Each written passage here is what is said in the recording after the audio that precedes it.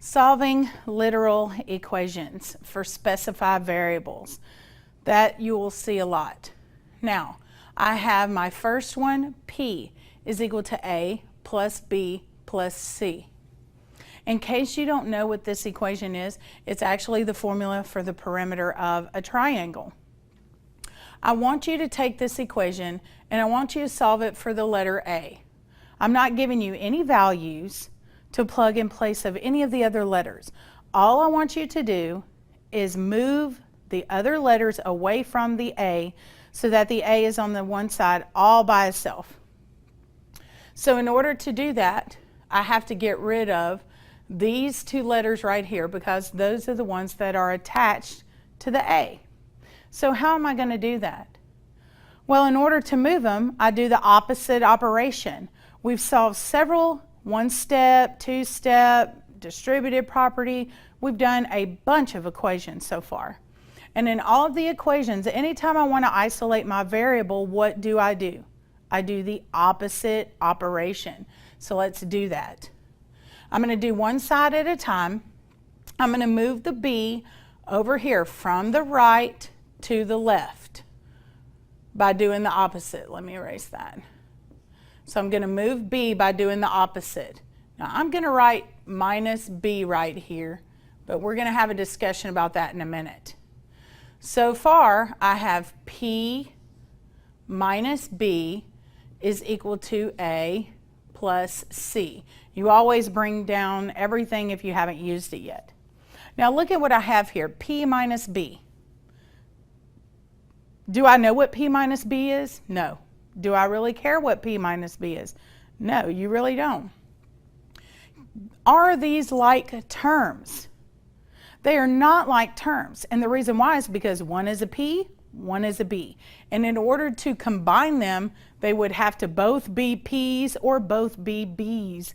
But since they're not, all you can do is just write one behind the other. That's it, okay?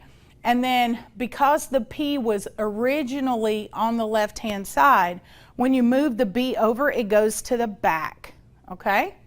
So now let's do our last step, and that is to move the C over here and get it with everybody else. So move C by doing the opposite, which is subtraction. And if you do it to one side, you have to do it to the other because that's what makes it equal. And then I get P minus B, which was already there, minus C is equal to A. So I solved for A, and I got this, P minus B minus C.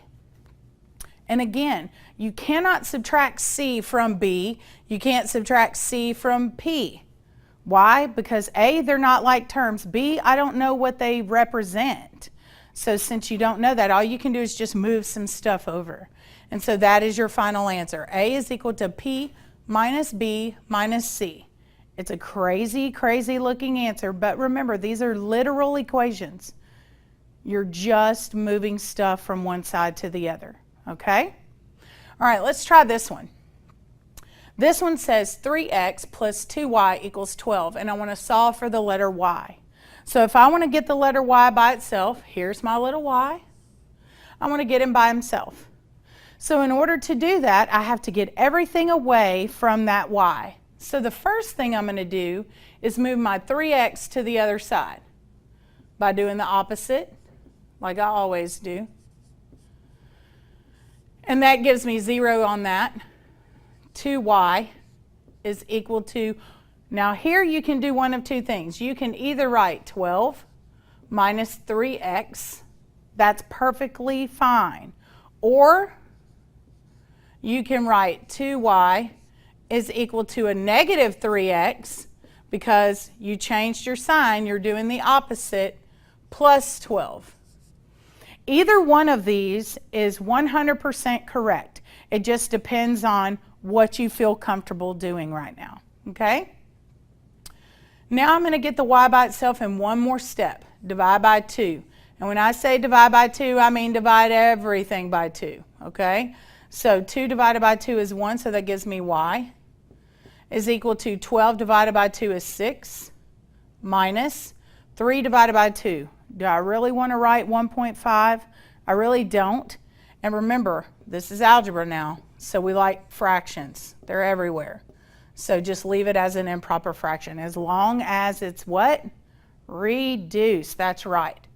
Okay, so I get y is equal to 6 minus 3 halves x, or if I wrote it the other way and I divided by 2, I would get 1y is equal to negative 3 halves x in the front, and then plus 6 in the back because the 12 is positive. It does not matter which one you write. Again, they're both the same. They represent the same information, all right?